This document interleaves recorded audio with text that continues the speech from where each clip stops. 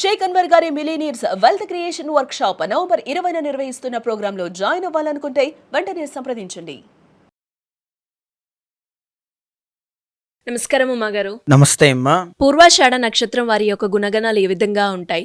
November నుంచి December వరకు మనం చూసుకున్నట్లయితే వ్యాపార పరంగా, విదేశీ పరంగా, సంతాన పరంగా ఎలా ఉంటుంది? ఏ సందర్భాల్లో జాగ్రత్తలు తీసుకోవాల్సిన అవసరం ఉందంటారు? తప్పకుండా అండి. పూర్వాషాఢ నక్షత్రం అనేటువంటి శుక్రుడికి సంబంధించిన నక్షత్రము, ధనస్సు రాశిలో సంచారం చేసేటువంటి నక్షత్రం అండి. సో ప్రధానంగా వీళ్ళు చాలా అదృష్టవంతులు, ఐశ్వర్యవంతులు, ధన సంపదలు కలిగి ఉండేటువంటి నక్షత్రాల్లో పూర్వాషాఢ నక్షత్రం కూడా ఒకటి. మరీ ముఖ్యంగా పూర్వాషాఢ నక్షత్రం వాళ్ళు కళారంగంలో బాగా అభివృద్ధి చెందుతారు, వ్యాపార రంగంలో అభివృద్ధి చెందుతారు. మంచి డివోషనల్ లైఫ్ అనేటువంటిది వీళ్ళకి చాలా బాగుంటుంది. దాన ధర్మాలు విపరీతంగా చేస్తారు. తర్వాత పట్టుకున్నదల్లా బంగారం అయ్యేటువంటి అవకాశాలు చాలా తక్కువ నక్షత్రాలకు ఉంటాయి. అందులో పూర్వాషాఢ నక్షత్రం ఒకటి. అయితే వీళ్ళ యొక్క డిఫాల్ట్ నేచర్ ఎలా ఉంటుంది, డిఫాల్ట్ క్యారెక్టరిస్టిక్స్ ఏ విధంగా ఉంటాయి, జీవితాన్ని ఒక బేసిక్ అనాలైసిస్ మనం చేసి ఈ నవంబర్ డిసెంబర్ మాసంలో ఎలా ఉంటుందో చెప్పగలిగితే ఇంకా మంచి ఇంపాక్ట్ క్రియేట్ చేస్తుంది. కాబట్టి ఒకసారి మనం డిఫాల్ట్గా అనలైజ్ చేసే ప్రయత్నం చేద్దామండి. ఫస్ట్ అండ్ ఫోర్త్ లార్డ్ వీళ్ళకి గురుడు అవ్వడం వల్ల మంచి పేరు ప్రఖ్యాతలు తెచ్చుకుంటారు. ఒక్కొక్కరికి ఒక్కొక్క కోరిక ఉంటుందండి.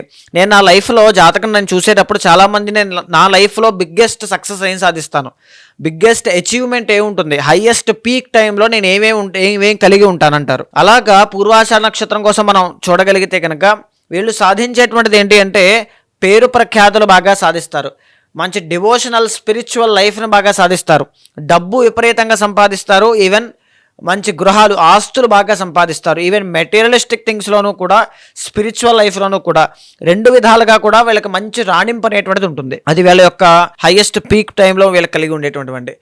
సెకండ్ అండ్ థర్డ్ లార్డ్ వీళ్ళకి శని అవ్వడం, ఎర్లీ స్టేజ్లోనే వీళ్ళకి జాబ్ రావడం ఖచ్చితంగా జరుగుతుంది. కానీ ఆ జాబ్లో మాత్రమే వీళ్ళ నిమగ్నం అయిపోకుండా, అక్కడితో ఆగిపోకుండా అనేక రంగాల్లో వీళ్ళకి కళారంగంలో, క్రియేటివ్ సెక్టార్లో ముందుకు వెళ్ళాలనే కోరిక చాలా బాగుంటుంది. సో ఆ క్రియేటివ్ సెక్టార్లో వీళ్ళకి ముందుకు వెళ్ళడం, మంచి ఆదరణ, జన ఆదరణ చాలా బాగుండడం, ఈవెన్ అక్కడి నుంచి ఒక లగ్జరీ లైఫ్ కానీ, అల్ట్రా లగ్జరీ లైఫ్ కానీ వచ్చే అవకాశాలు పూర్వాషాఢ నక్షత్రానికి చాలా బాగుంటాయండి. ఈవెన్ ప్రజా సేవకులుగా కూడా వీళ్ళు బాగా ఎదగగలుగుతారు, చాలా బాగుంటారండి. ఎందుకంటే 9th లార్డ్ వీళ్ళకి రవి అవుతారు. దీనివల్ల ఏంటంటే ప్రజా సేవకులు, నాయకులు, ఒక వ్యవస్థకి, ఒక సంస్థకి ఒక హయ్యర్ అఫీషియల్స్గా ముందుకు వెళ్ళడం కానీ ఇలాంటివి చాలా బాగుంటాయి. సో ఇక్కడ ఏంటి అంటే 5th అండ్ 12th లార్డ్ వీళ్ళకి కుజుడు అవుతారండి. దీనివల్ల పుట్టినటువంటి సంతానం వల్ల వీళ్ళకి కాస్త నష్టం కలుగుతుంది. ఎలాంటి నష్టము అని అంటే సడన్గా ఆర్థిక నష్టాలు కలగడం కానీ, లేకపోతే సడన్లీ వాళ్ళ వల్ల ఏదో ఒక తలనొప్పులు, అధికమైనటువంటి శ్రమ, వాళ్ళ కోసం బాగా ఆలోచించాలి, డబ్బులు ఖర్చు పెట్టాలి, ఇలాంటివన్నీ కూడా ఎక్కువగా కలుగుతూ ఉంటాయి. మెజారిటీ ఆఫ్ పూర్వాషాఢ నక్షత్రం వాళ్ళకి ఎక్కువగా మగ సంతానమే కలుగుతూ ఉంటారు. సో అయితే the original 6th and 11th lord వీళ్ళకి శుక్రుడు అవ్వడం, విమెన్ రిలేటెడ్ విషయాల్లో చాలా కేర్ఫుల్గా ఉండాలండి. విమెన్ విషయంలో వీళ్ళకి చాలా శత్రువులు ఉంటారు. అంటే ఈవెన్ వాళ్ళు చదువుకునేటువంటి వయసులో పరిచయస్తులు అవ్వడం కానీ, లేకపోతే వీళ్ళకంటే పెద్దవాళ్ళు కానీ, సో వాళ్ళతో పరిచయం చాలా ఎక్కువగా ఉండడం వల్ల కావచ్చు, వాళ్ళ వల్ల డబ్బులు విపరీతంగా ఖర్చు అవుతాయి. ఈవెన్ కొన్ని సందర్భాల్లో డబ్బులు వచ్చినా సరే వీళ్ళ మీద ఎలిగేషన్స్ అనేటువంటివి విమెన్ రిలేటెడ్లో రావడానికి అవే ఎక్కువ ఉంటాయి. అంటే ఒక్కొక్క వ్యక్తులు మన జీవితంలోకి వచ్చిన తర్వాత వాళ్ళే తప్పు చేయకపోయినా వచ్చిన సందర్భమో, వచ్చిన ఎనర్జీసో ఏదో ఒక విధంగా మనకి వ్యతిరేక ఫలితాలు కలగజేస్తుంటాయి. అలా ఒక విమెన్ వల్ల ఖచ్చితంగా డబ్బు లాస్ అవ్వడం కానీ, అపకీర్తి పాలవడం కానీ ఇలాంటివి చూస్తారండి ఖచ్చితంగా. అది వాళ్ళు వీళ్ళు చేసిన తప్పు కాదు, అలా జరుగుతుంది అంతే, బికాజ్ అది కర్మ కాబట్టి. 7th అండ్ 10th లార్డ్ వీళ్ళకి బుధుడు అవ్వడము, దీనివల్ల ఏంటి అంటే వైఫ్ కూడా మంచి తెలివైనటువంటి వైఫ్ వచ్చినప్పటికీ కూడా ఇద్దరి మధ్యలో అభిప్రాయ భేదాలు రావడం, ఇద్దరి మధ్యలో చిన్న చిన్న కొట్లాటలు, మాట పట్టింపులు ఎక్కువగా రావడం, లేకపోతే వ్యాపార రంగంలో వీళ్ళకి మంచి అభివృద్ధి కనబడుతుందండి. కానీ అల్టిమేట్లీ ఏంటంటే మోసపోతారు, ఎక్కువగా మోసపోయే అవకాశాలు చాలా ఎక్కువగా ఉంటాయి. అండ్ ఈవెన్ హార్మోనల్ ఇంబ్యాలెన్సెస్ కానీ, పూర్వాషాఢ నక్షత్రానికి ఈ గైనిక్ ఇష్యూస్ కానీ, రోగములు కానీ వచ్చే అవకాశాలు, డయాబెటీస్ కావచ్చు, ఇలాంటివన్నీ కూడా చాలా ఎక్కువగా అధికంగా వచ్చే అవకాశాలు ఎక్కువగా ఉంటాయండి. ఈవెన్ వీళ్ళకి 9th లార్డ్ రవి అవ్వడం వల్ల పిత్రార్జితము, మంచి ఆస్తిపాస్తులు కలిగినటువంటి వంశంలో వీళ్ళు జన్మించడం, లేకపోతే మంచి పేరు ప్రఖ్యాతులు కలిగినటువంటి వంశంలో వీళ్ళు పుట్టడం, తర్వాత రాను రాను క్రమేపీ వాళ్ళకి ఏదైతే ఆస్తి వంశపారంపర్యంగా వస్తుందో బాగా నిలబడుతుంది, వీళ్ళని కాపాడుతుంది కూడా. ఆ యోగం వీళ్ళకి ఖచ్చితంగా కనబడుతూ ఉంటుందండి. ద ఒరిజినల్ 12th లార్డ్ వీళ్ళకి కుజుడు అవ్వడం, లీగల్ లిటిగేషన్స్ అనేటువంటివి చూస్తారు. అది కూడా ల్యాండ్ రిలేటెడ్ ఎక్కువగా చూసే అవకాశాలు ఉంటాయి. విమెన్ రిలేటెడ్ ఎక్కువగా చూసే అవకాశాలు ఉంటాయి. అండ్ ఈవెన్ ఆర్థిక లావాదేవీల విషయంలో లీగల్ లిటిగేషన్స్ చూసే అవకాశాలు ఎక్కువగా ఉంటాయి. ఎందుకంటే వీళ్ళకి 12th హౌస్ అనేటువంటిది భావాత్తు 4వ స్థానాన్ని 6వ స్థానాన్ని చూస్తుంది కాబట్టి సో ఆ విషయంలో జాగ్రత్తగా ఉండాలి. అయితే మేజర్లీ ఇలాంటి క్యారెక్టరిస్టిక్స్ ఉన్నటువంటి పూర్వాషాఢ నక్షత్రం వాళ్ళకి నవంబర్-డిసెంబర్ మాసంలో ఎలా ఉంటుంది? సో ఇక్కడ ఏంటి అంటే డిసెంబర్ 5వ తారీఖు దాకా మీ జాతకంలో జీవితంలో ఏది ఉండడం చాలా కష్టం. హోప్స్ కూడా పెట్టుకోవద్దండి. డిసెంబర్ 5వ తారీఖు దాటిన తర్వాత నుంచి అనుకోని ఆకస్మిక ధన సంపదలు కలుగుతాయి. అంటే డబ్బు విపరీతంగా వస్తుంది. సంబంధాలు ఏదైనా రావడం, పెళ్ళి అయిపోవడం తక్కువని, లేకపోతే సంతాన విషయంలో గుడ్ న్యూస్ వినడం కానీ, ఏదైనా మీరు ఎప్పుడో ఎవరికో చేసిన సహాయం ఇప్పటికి బాగా మీకు అది అభివృద్ధి చెంది అది ఇప్పుడు మిమ్మల్ని ఆదుకోవడం కానీ, డబ్బుల విషయంలో, వ్యాపార విషయంలో, గౌరవం విషయంలో, వాణిజ్యం విషయంలో, వ్యవసాయం విషయంలో, ఉద్యోగం విషయంలో అన్నీ కూడా డిసెంబర్ 5th తర్వాత నుంచి మీకు చాలా బాగుంటుంది. ఈ డిసెంబర్ 5th లోపులో కూడా రవి అనేటువంటి ఆయన 11th హౌస్లో యోగిస్తున్నారు అనేటువంటి మాటే కానీ నీచ స్థితిలో ఉండడం వల్ల డబ్బులు కోల్పోతారు, కానీ గౌరవ మర్యాదలు వస్తాయి.